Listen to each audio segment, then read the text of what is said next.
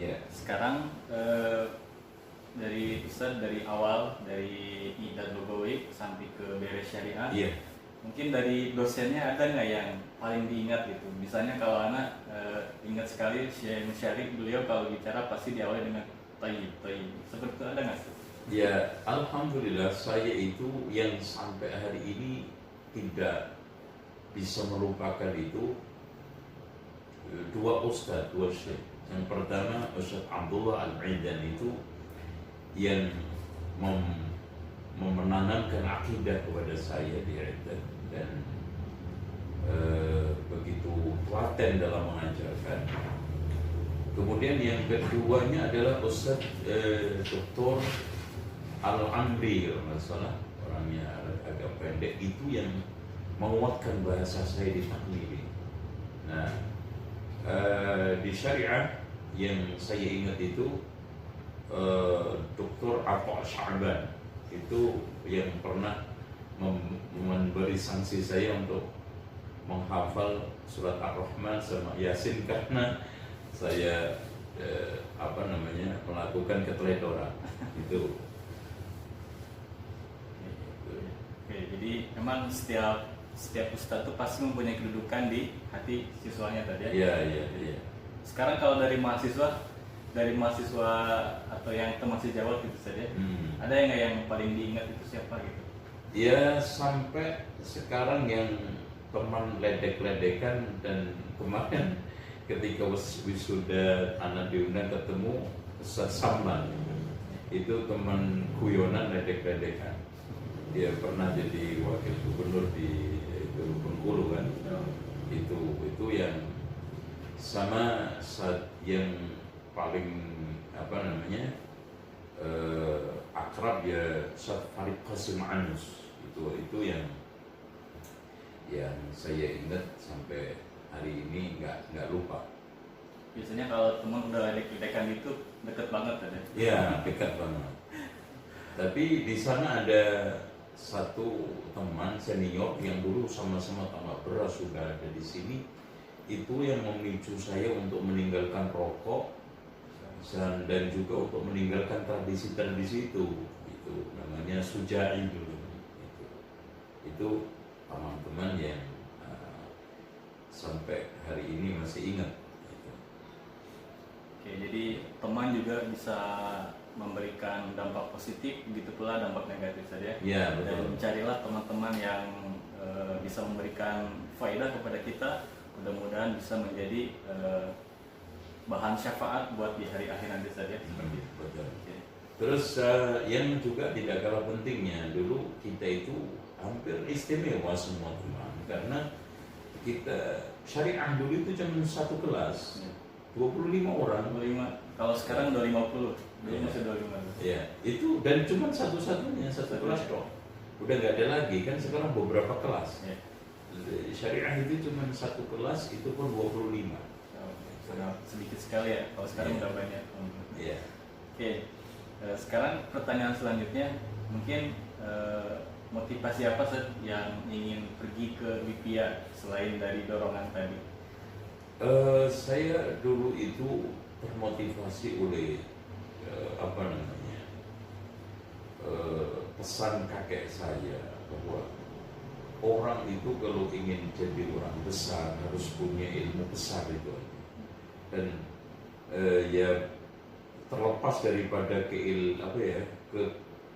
keterbatasan ilmu, bahkan saya dulu pernah diancam oleh kakek saya, kalau kamu nggak hafal berjanji nggak bakal mau jadi kiai itu. Makanya saya hafal berjanji, saya hafal tiba. Pokoknya senang dia itu kalau punya cucu ahli ilmu. Dan memang yang memotivasi saya di samping abah saya yang memang mencintai orang-orang yang berilmu, dekat dengan orang-orang ilmu, ya walaupun itu tadi dengan keilmuannya, walaupun alhamdulillah setelah saya mendapatkan ilmu ini, saya mencoba untuk pahamkan satu persatu, termasuk keluar dari torikatnya. Alhamdulillah. Yang menarik adalah bagaimana beliau keluar dari perdukunan dan mendapatkan ganti lebih bagus doa-doa yang ketika itu saya belikan bukunya Ustadz Yazid, buku-buku doa dari Alkitab dan Sunnah itu. Oh, Masya Allah, itu dibuat untuk ngobatin orang sana sini. Itu lebih hebat lagi, makanya makin yakin kan gitu. Ada orang ini di ruqyah, alhamdulillah. Jadi motivasi itu, dan motivasi yang kedua, saya memang pokoknya saya tuh harus belajar. Saya nggak boleh hanya lulus SMA. Saya nggak mau hanya berijazah SMA. Cuma ketika itu buntu, sekolah mana yang Bisa menerima tanpa biaya kan gitu. Itu motivasi saya, Masya Allah, alhamdulillah. Jadi dengan keinginan saya, bahkan ketika itu sudah hampir putus asa, pamit kepada orang tua saya karena memang kondisi ekonomi orang tua ketika itu terpuruk, mau pamit kerja ke Jakarta, ke Surabaya. Udah kerja aja, nanti mungkin setelah kerja dapat uang bisa kuliah.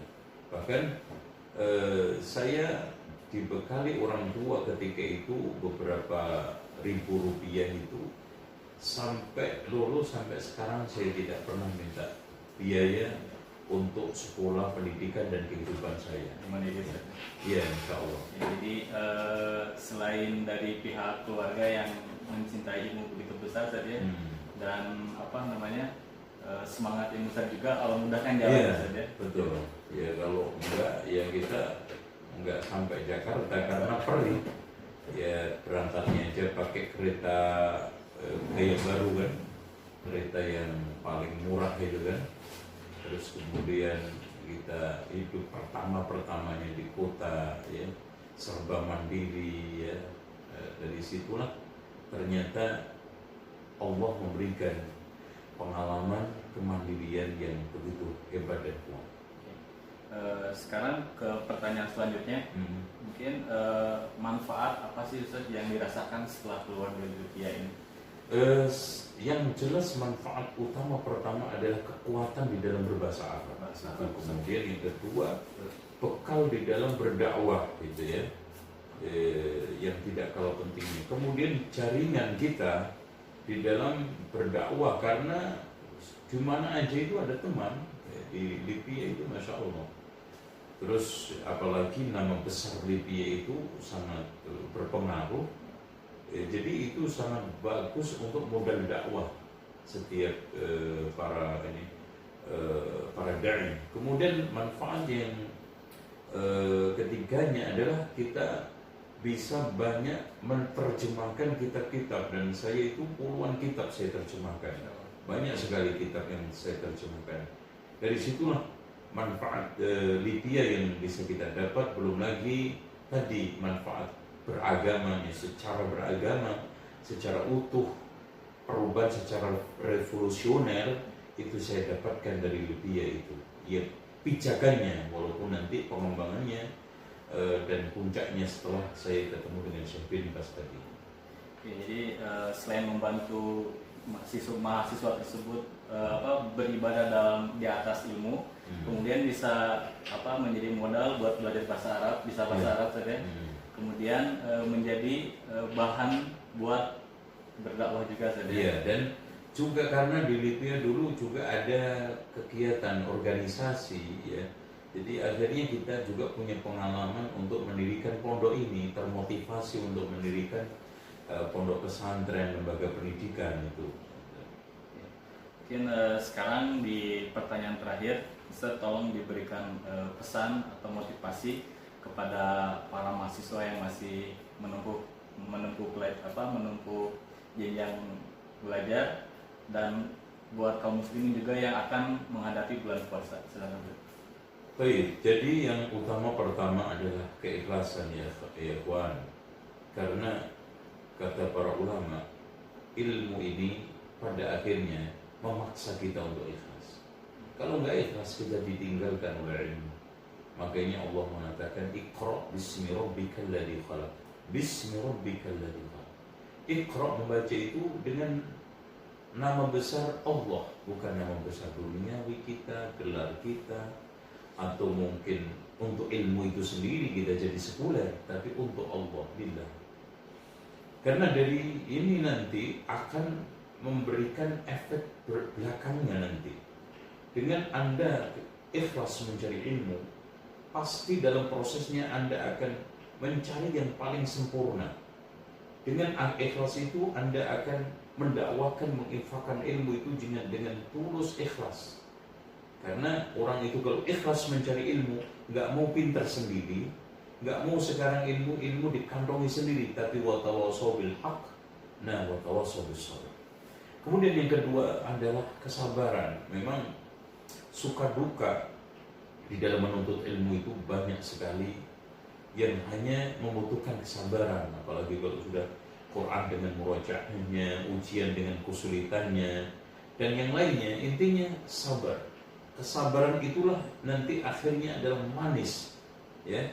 Dengan berbagai macam susah payah, penderitaan belajar itu setelah jauh lulus, ya, dengan teman-teman kita juga itu jadi manis. Dulu saya itu kalau murojaah itu di taman sendiri gitu, bawa buku, udah jam sekian udah menghafal. Nah, terus kemudian yang ketiganya yang tidak kalah pentingnya adalah tolonglah setelah belajar dari Libya, ingat Anda memiliki suatu amanah untuk menyampaikan kepada orang lain.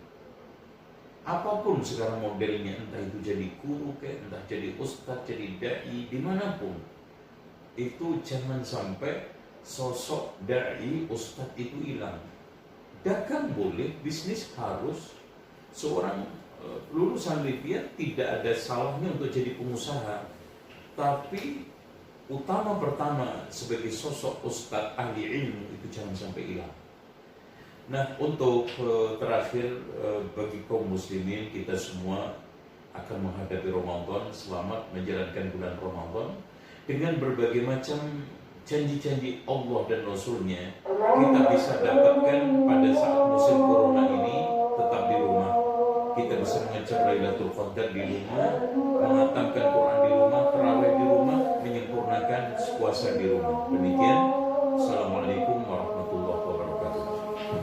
Ya, terima kasih kepada Ustaz telah memberikan waktunya. Mudah-mudahan bermanfaat. Assalamualaikum warahmatullahi wabarakatuh. Bismillahirrahmanirrahim. نون والقلم وما يسطرون ما أنت بنعمة ربك بمجنون وإن لك لأجرا غير ممنون وإنك لعلى خلق عظيم فستبصر ويبصرون بأيكم المفتون إن ربك هو أعلم بمن ضل عن سبيله وهو أعلم بالمهتدين.